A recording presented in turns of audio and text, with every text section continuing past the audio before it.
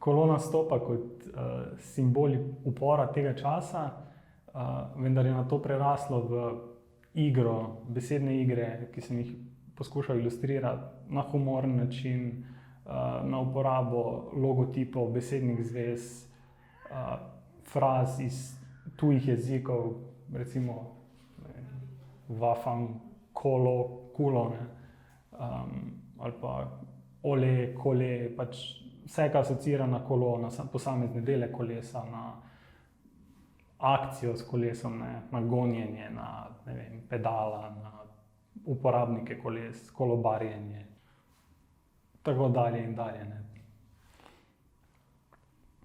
Ja.